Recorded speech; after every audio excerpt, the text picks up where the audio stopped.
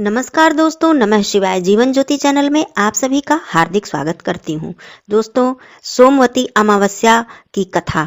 इस वीडियो में आप सोमवती अमावस्या की सोना धोबिन की कथा सुनेंगे, जो कि बहुत ही लोक प्रचलित कथा है और हमारे दादी नानी के जमाने से यह कथा हम लोग सुनते चले आ रहे हैं। और सोमवती अमावस्या का पूजन इस कथा को सुने बिना पूर्ण नहीं होता है। आइए हम सब मिलकर सोमवती अमावस्या की यह लोक प्रचलित कथा सुनते हैं। चैनल पे पहली बार हैं तो चैनल को सब्सक्राइब कर लीजिएगा। वीडियो पसंद आता है तो लाइक और शेयर जरूर कीजिएगा। कमेंट बॉक्स में नमः शिवाय जरूर लिखिएगा।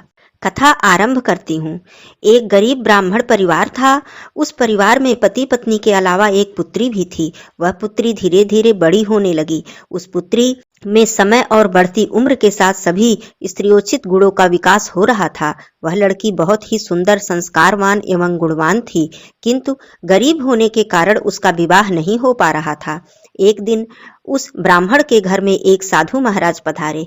वो उस कन्या के सेवा भाव से काफी प्रसन्न हुए। कन्या को लंबी आयु का आशीर्वाद देते हुए साधु ने कहा, इस कन्या के हथेली में विवाह का योग नहीं है। तब ब्राह्मण दंपत्ति ने साधु से इसका उपाय पूछा कि कन्या ऐसा क्या करे कि जिसके उसके हाथ में विवाह योग बन जाए। साधु ने कुछ देर विचार करने के बाद अपनी अंतर्दृष्टि से ध्यान करके बताया कि कुछ दूरी पर एक गांव में सोना नाम की एक धोबिन जाति की महिला अपने बेटे और बहू के साथ रहती है, जो कि बहुत ही आचार विचार और संस्कार संपन्न तथा पति परायण स्त्री है। यदि यह कन्या उसकी सेवा करे और वह महिला इसकी शादी में अपने मांग का सिंदूर लगा दे, उसके बाद इस कन्या का विवाह हो सकता है। कन्या का वैधव्य योग भी मिट जाएगा। साधु ने यह भी बताया कि वह महिला कहीं भी आती जाती नहीं है।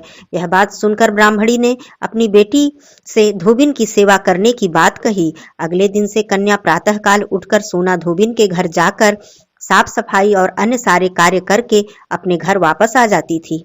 एक दिन सोना धोबिन अपने बहू से पूछती है कि तुम तो सुबह उठकर सारे काम कर लेती हो और मुझे पता भी नहीं चलता। बहू ने कहा, माँ जी, मैंने तो सोचा कि आप सारे काम करती हैं, मैं तो देर से उठती हूँ। इस पर दोनों सास बहू निगरानी करने लगी कि कौन ऐसा है जो आकर हमारे घर का सारा कार्य करके चला जाता है। कई दिनों के बाद धोबिन ने देखा कि एक कन्या अंधेरे में ही घर में आती है और सारे काम करने के बाद चली जाती है। जब वह जाने लगी तो सोना धोबिन उसके पैरों पर गिर पड़ी। पूछने लगी कि आप कौन हैं और इस तरह छुप कर मेरे घर की चाकरी क्यों कर रही हैं।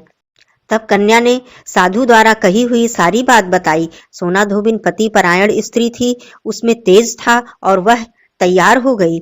सोना धोबिन के पति थोड़ा अस्वस्थ थे। उसने अपनी बहू से अपने लौट आने तक घर पर ही रहने के लिए कहा। सोना धोबिन जैसे ही अपने मांग का सिंदूर उस कन्या के मांग में लगाया, उसका पति मर गया। उसे इस बात का पता चल गया। वह घर से निर्जला ही निकली थी, यह सोचकर कि रास्ते में कहीं पीपल का पेड़ मिलेगा तो वहां पर फेरी देकर वह परिक्रमा करके ही जल ग्रहण करेगी। उस दिन सोमवती अमावस्या थी। ब्राह्मण के घर मिले हुए पुए पकवान की जगह उसने ईंट के टुकड़ों से 108 बार भौरी देकर अर्थात फेरी देकर पीपल के पेड़ की परिक्रमा की और उसके बाद जल ग्रहण किया।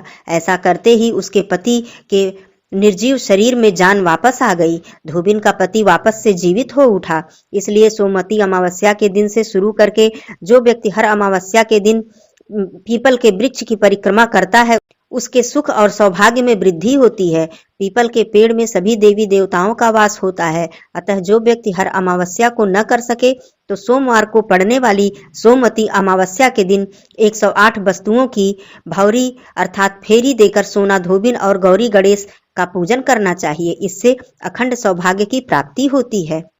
कथा समाप्त हुई। सभी माताओं और बहनों का अखंड सौभाग्य बना रहे।